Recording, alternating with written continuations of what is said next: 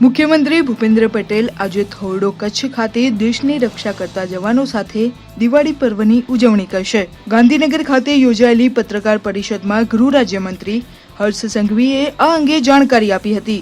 તેમણે જણાવ્યું હતું કે પ્રધાનમંત્રી નરેન્દ્ર મોદી અને કેન્દ્રીય ગૃહમંત્રી અમિતભાઈ શાહ દેશની સીમા પર દિવસ રાત રક્ષા કરતા જવાનો સાથે દર વર્ષે દીપાવલી પર્વ મનાવીને જવાનો અને તેમના પરિવારોનો જુસ્સો વધારી રહ્યા છે।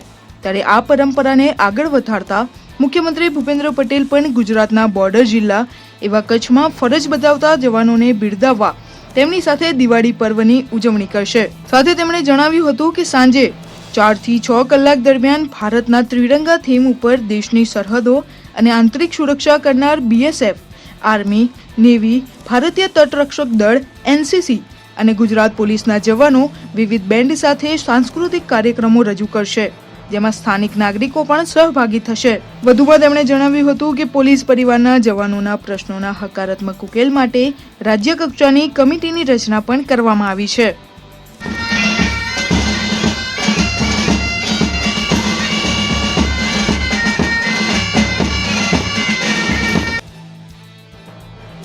રાજ્ય સરકાર દ્વારા 2 મહત્વના નિર્ણય લેવામાં આવ્યા છે, જેમાં રિક્ષા ચાલક યુનિયન અને વેલફેર યુનિયનની રજૂઆતોને ધ્યાનમાં લઈને રિક્ષાના ભાડામાં વધારો કરવામાં આવ્યો છે, જે અંતર્ગત હવે મિનિમમ રિક્ષા ભાડું 15 રૂપિયાની જગ્યાએ 18 રૂપિયા કરવાનો નિર્ણય લેવામાં આવ્યો છે। સાથે જ પ્રતિ કિલોમીટર હાલનું ભાડું 10 રૂપિયા છે, જે વધારીને 13 રૂપિયા કરવામાં આવ્યું છે। આ સિવાય દર મિનિટનો વેઇટિંગ ચાર્જ 1 રૂપિયો કરવામાં આવ્યો છે। અમદાવાદમાં નવા વર્ષથી રિક્ષાનું ભાડું નવું લાગુ પડશે, તો બીજી તરફ રાજ્યમાં એક શહેરથી બીજા શહેરને જોડતી વિમાન સેવાની સંખ્યામાં પણ વધારો કરવામાં આવ્યો છે, જે અંતર્ગત અમદાવાદથી ભુજ તેમજ સુરતથી અમરેલી સહિતની ફ્લાઇટ સેવા શરૂ કરવામાં આવી છે। રાજ્યના વાહન વ્યવહાર મંત્રી પૂર્ણેશ મોદીએ આ અંગે વધારે માહિતી આપી હતી। એટલે રિક્ષામાં બેઠા પછી 100 મીટર પણ જઈએ તો 18 રૂપિયા ચૂકવવાના આવશે। એ જ પ્રમાણે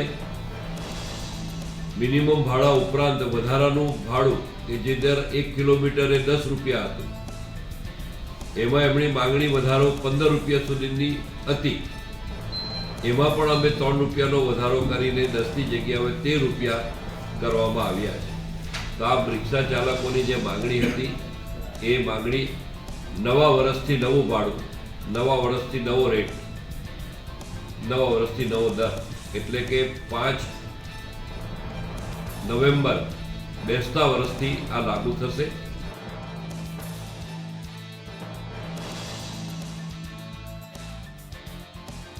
રાજ્યની જેલોમાં રહેલા ગંભીર ગુના સિવાયના કેદીઓ પરિવાર સાથે દિવાળીનો તહેવાર ઉજવી શકે તે માટે મુખ્યમંત્રી ભૂપેન્દ્ર પટેલે નિર્ણય કર્યો છે, જે અંતર્ગત તમામ કેદીઓની 15 દિવસ માટે નિયમાનુસાર શરતો અને જામીન લઈ પેરોલ મંજૂર કરવામાં આવશે। રાજ્ય સરકારના આ નિર્ણયથી તમામ મહિલા કેદીઓ તથા 60 વર્ષ કે તેથી વધુ વયના કેદીઓ પરિવારજનો સાથે તહેવારોની ઉજવણી કરી શકશે। આ નિર્ણયના કારણે રાજ્યમાં કુલ 120 પુરુષો, 61 મહિલા કેદીઓ સહિત 181 લોકોને પરિવાર સાથે દિવાળીની ઉજવણી કરવાનો લાભ મળશે। કચ્છની સૌંદર્ય અને હસ્તકળાને વૈશ્વિક મંચ આપનારા રણોત્સવ માટે સફેદ રણમાં ટેન્ટ સિટી તૈયાર થઈ ગઈ છે। 1 નવેમ્બર 2021 થી ફેબ્રુઆરી 2022 સુધી રણોત્સવ ચાલશે। ટેન્ટ સિટી એ રણોત્સવનું મુખ્ય આકર્ષણ કેન્દ્ર છે, ત્યારે આ વર્ષે 350 કરતા વધુ ટેન્ટ ઊભા કરાયા છે। આ ટેન્ટમાં મુલાકાતીઓને ઉચ્ચતમ સુવિધાઓ આપવામાં આવે છે। પર્યટકો માટે રણોત્સવમાં એડવેન્ચર ટુરિઝમ અંતર્ગત પાવર હેંગ, ગ્લાઇડર, પેરામોટરિંગ, પેરાસેઇલિંગ, ડિઝર્ટ બાઇકિંગ જેવા રોમાંચક કાર્યક્રમોની વ્યવસ્થા કરવામાં આવી છે। મહત્વનું છે કે રણોત્સવમાં દર વર્ષે કંઈક અલગ નજારો મુલાકાતીઓને જોવા મળતો હોય છે। રણોત્સવમાં ગુજરાતની સંસ્કૃતિ, પ્રાચીન સભ્યતાની સાથે પ્રકૃતિનો આનંદ માણી શકાય છે। ચાંદની રાતમાં સફેદ રણમાં ચંદ્ર જેવો માહોલ સહેલાણીઓને સૌથી વધુ આકર્ષે છે। કચ્છમાં રણોત્સવમાં દર વર્ષે લાખો સહેલાણીઓ આવે છે, જેના થકી સ્થાનિક લોકોને રોજગારીની પણ સારી તક મળે છે। ઊંટ સફારી, સનસેટ અને સનરાઈઝનો નજારો અને તેની સાથે ગુજરાતી ભોજન મુલાકાતીઓને આકર્ષે છે।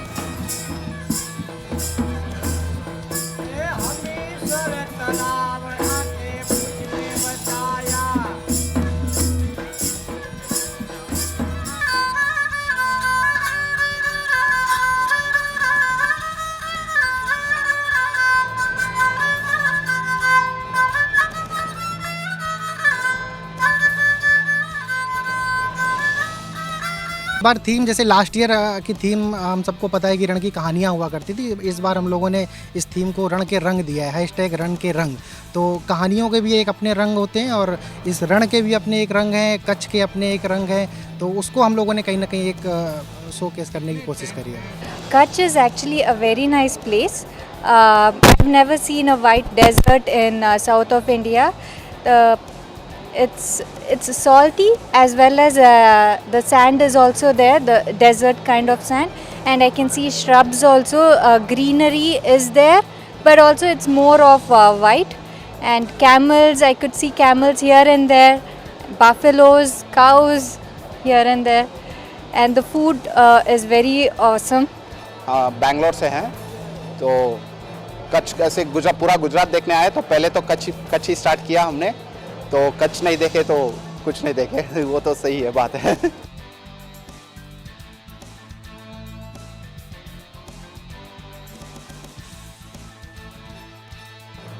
કોરોનાના કહેર પછી દેશના અનેક જિલ્લાઓમાં ડેન્ગ્યુનો પ્રકોપ વધતો જાય છે। આ તમામ બાબતને ધ્યાનમાં રાખીને કેન્દ્ર સરકારે ડેન્ગ્યુ પર અંકુશ મેળવવા સંપૂર્ણ તૈયારી કરી છે। કેન્દ્રીય આરોગ્ય મંત્રાલયે સાર્વજનિક સ્વાસ્થ્ય ઉપાયો સહિત ટેકનિકલ માર્ગદર્શન આપવા માટે મંગળવારે 9 રાજ્યો અને કેન્દ્રશાસિત પ્રદેશોમાં તજજ્ઞોની કેન્દ્રીય ટીમોને મોકલી છે। હરિયાણા, પંજાબ, કેરળ, રાજસ્થાન, તમિલનાડુ, ઉત્તર પ્રદેશ, ઉત્તરાખંડ, દિલ્હી અને જમ્મુ કાશ્મીરમાં ડેન્ગ્યુના મોટી સંખ્યામાં કેસ નોંધાતા આ નિર્ણય લેવામાં આવ્યો છે। કેન્દ્રીય તજજ્ઞોની ટીમમાં રાષ્ટ્રીય રોગ નિયંત્રણ કેન્દ્ર અને મચ્છરજન્ય રોગ નિયંત્રણ કેન્દ્રના અધિકારીઓ સામેલ છે। 9 રાજ્યો અને કેન્દ્રશાસિત પ્રદેશોના સ્વાસ્થ્ય સેવાઓના વડા અને પ્રમુખ સચિવને પત્ર મોકલવામાં આવ્યા છે। પ્રધાનમંત્રી નરેન્દ્ર મોદીએ વિડીયો કોન્ફરન્સિંગના માધ્યમથી કોવિડના ઓછા રસીકરણ ધરાવતા 40થી વધુ જિલ્લાઓ સામે સમીક્ષા બેઠક કરી હતી। 50%થી ઓછું કોવિડ રસીકરણ થયું હોય તેમજ બીજા ડોઝનું રસીકરણ યોગ્ય પ્રમાણમાં ન થયું હોય તેવા 40 જિલ્લાઓના અધિકારીઓ સાથે પ્રધાનમંત્રી નરેન્દ્ર મોદીએ બેઠક કરી હતી। આ બેઠકમાં ઝારખંડ, મણિપુર, નાગાલેન્ડ, અરુણાચલ પ્રદેશ, મહારાષ્ટ્ર, મેઘાલય રાજ્યો સહિત 40 જિલ્લાઓના અધિકારીઓ તેમજ વિવિધ રાજ્યોના મુખ્યમંત્રીઓએ ભાગ લીધો હતો। બેઠક દરમિયાન પ્રધાનમંત્રીએ પોતાના સંબોધનમાં 100 કરોડ કોવિડ રસીકરણ માટે આંગણવાડી બહેનો સહિત રસીકરણ સાથે જોડાયેલા તમામ કોરોના વોરિયર્સની કામગીરીને બિરદાવી હતી। વધુમાં પ્રધાનમંત્રીએ ઉમેર્યું હતું કે રસીકરણ મોરચે સહેજ પણ ઢીલાશ ચલાવી શકાય તેમ નથી। રસીકરણ અભિયાનમાં ઢીલાશ દેશ પર સંકટને નોતરી શકે છે। आज तक जितनी प्रगति हमने की है वो आप सबकी मेहनत से हुई है। हर डिस्ट्रिक्ट का, गांव का, छोटा मोटा हर मुलाजिम, हमारी आशा वर्कर कितनी मेहनत की है। कितने दूर दूर इलाकों में पैदल चल चल करके लोगों ने वैक्सीनेशन पहुंचाया है। लेकिन 1 बिलियन के बाद अगर हम थोड़े से भी ढीले पड़ गए तो नई संकट आ सकता है। और इसलिए हमारे यहाँ तो कहा जाता है कि बीमारी और दुश्मन को कभी कम नहीं आंकना चाहिए, उसको आखिरी अंत तक लड़ाई लड़नी पड़ती है। और इसलिए मैं चाहूँगा कि हमें थोड़ा सा भी ढीलापन लाने नहीं देना है। 100 साल की इस सबसे बड़ी महामारी में देश ने अनेक चुनौतियों का सामना किया है। कोरोना से देश की लड़ाई में एक खास बात ये रही कि हमने नए नए समाधान खोजे, इनोवेटिव तरीके आजमाए और हर इलाके में लोगों ने अपने दिमाग से नई नई चीजें की है। आपको भी अपने अपने जिलों में वैक्सीनेशन बढ़ाने के लिए नए नए इनोवेटिव तरीके पर और ज्यादा काम करना ही होगा। नया तरीका, नया उत्साह, नई टेक्निक, ये इसमें जान भरती रहेगी। ભગવાન શ્રી રામની નગરી અયોધ્યામાં આજે દીપોત્સવના પર્વ પર 12 લાખ દીવા પ્રગટાવવામાં આવશે। રામની પેઢી સહિત 32 ઘાટો પર ડોક્ટર રામ મનોહર રહિયા, અવધ યુનિવર્સિટીના 12,000 સ્વયંસેવક 9 લાખ દીવા એક સાથે પ્રગટાવીને વિશ્વ રેકોર્ડ બનાવવાની તૈયારી કરી રહ્યા છે। 3 લાખ દીવડા નગરમાં પ્રગટાવવામાં આવશે। આજે નાની દિવાળીએ મુખ્ય કાર્યક્રમનું લાઈવ પ્રસારણ નગરમાં 50 LED વોલ વાહનો મારફતે કરવામાં આવશે। મુખ્ય આકર્ષણનું કેન્દ્ર રામની પેઢી અને રામકથા પાર્ક છે, જ્યાં આજે મુખ્ય કાર્યક્રમના દિવસે રાજ્યપાલ આનંદીબેન પટેલ, મુખ્યમંત્રી યોગી આદિત્યનાથ, કેન્દ્ર સરકારના પર્યટન અને સંસ્કૃતિ મંત્રી જી કિશન રેડ્ડી, યુપીના નાયબ મુખ્યમંત્રી, પર્યટન અને સંસ્કૃતિ મંત્રી નીલકંઠ તિવારી સહિત 100 થી વધુ મહાનુભાવો ઉપસ્થિત રહેશે.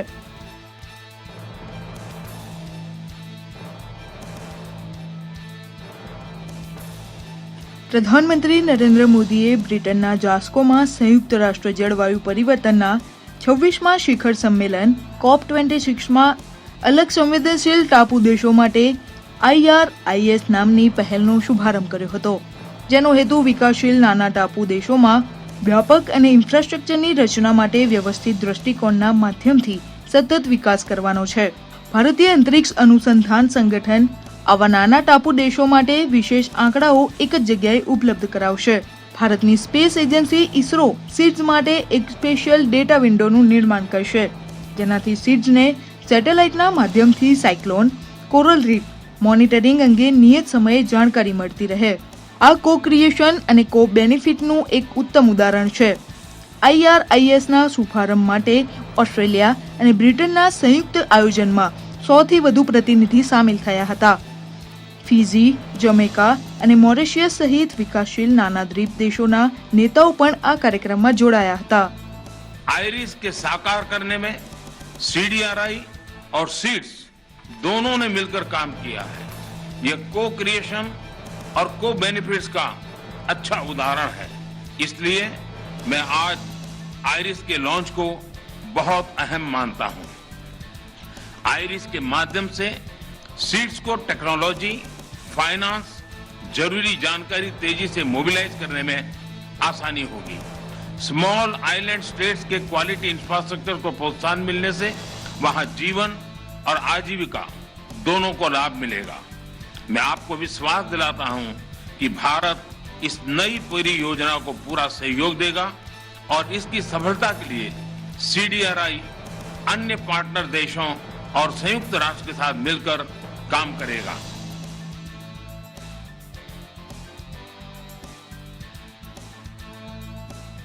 મંગળવારે વન સન, વન વર્લ્ડ, વન ગ્રીડની પ્રધાનમંત્રી નરેન્દ્ર મોદીની પરિકલ્પનાને COP26 સંમેલન દરમિયાન જળવાયુ પરિવર્તનના જોખમ અંગે મંથન કરી રહેલા વિશ્વના નેતાઓની વચ્ચે આકાર આપવાનો શુભારંભ થયો. પ્રધાનમંત્રીએ જણાવ્યું કે ઔદ્યોગિક ક્રાંતિના સમયે એટલે કે 1860માં ઉર્જા માટે કોલસાનો ઉપયોગ શરૂ થયો અને તે વધતો જ ગયો, જેના કારણે તાપમાન પણ સતત વધતું ગયું અને ધરતી ગરમ થતી ગઈ. પ્રધાનમંત્રી મોદીએ સૂર્યોપનિષદના શ્લોકનો હવાલો આપતા જણાવ્યું કે તમામ સૂર્યથી જ ઉત્પન્ન થયું છે. આધુનિક કાળમાં સૂર્યચક્રની જીવનશૈલી સ્વીકારવી પડશે અને આ માનવતા પર તોડાતા સંકટનું સમાધાન છે. કાર્બન ફૂટપ્રિન્ટ ઓછી કરવા, ઉર્જા ઉત્પાદન ખર્ચને ઓછા કરવા વન સન, વન વર્લ્ડ અને વન ગ્રીડને પ્રધાનમંત્રીએ પરસ્પર સહયોગનો નવો અધ્યાય જાહેર કર્યો હતો. वन सन, वन वर्ल्ड, वन ग्रिड की मेरी कई सालों पुरानी परिकल्पना को आज इंटरनेशनल सोलर अलायंस और यूके के ग्रीन ग्रिड इनिशिएटिव के पहल से एक ठोस रूप मिला है.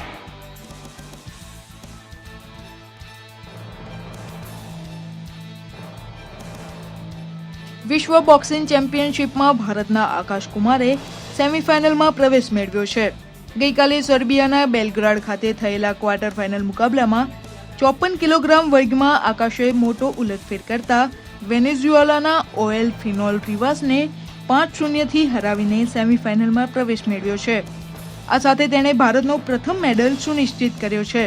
આ ઉપલબ્ધિ હાંસલ કરનાર તે 7મો ભારતીય પુરુષ બોક્સિંગ ખેલાડી બન્યો છે. વિજેન્દર સિંહ, વિકાસ ક્રિશન, શિવા થાપા, ગૌરવ બિથુરી, અમિત પાઘલ અને મનીષ કૌશિકે અગાઉ વિશ્વ ચેમ્પિયનશિપમાં ભારત માટે મેડલ જીતવામાં સફળતા મેળવી છે. આવતીકાલે યોજાનારી સેમીફાઇનલમાં આકાશનો મુકાબલો કઝાકિસ્તાનના મખમૂદ સબીર ખાન સાથે થશે. બીજા વર્ગની વાત કરીએ તો અન્ય મુકાબલાઓમાં ભારતીય બોક્સરો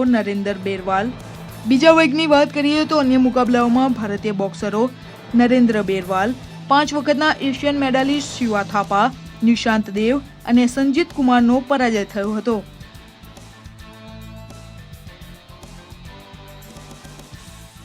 રમતગમત મંત્રાલયે ભારતીય ખેલ પુરસ્કારની જાહેરાત કરી છે.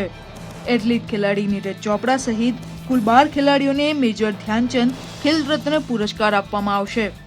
આ ખેલાડીઓમાં રવિકુમાર, લવલીના બોરગોહેન, સુનિલ છેત્રી, મનપ્રીતસિંહ સામેલ છે. રાષ્ટ્રપતિ રામનાથ કોવિંદ 13 નવેમ્બરે ખેલ પુરસ્કાર એનાયત કરશે. ત્યાં જ 35 અન્ય ખેલાડીઓને અર્જુન પુરસ્કારથી સન્માનિત કરવામાં આવશે, જેમાં ગુજરાતની પેરા ટેબલ ટેનિસ ખેલાડી ભાવિના પટેલને પણ અર્જુન પુરસ્કારથી સન્માનિત કરવામાં આવશે.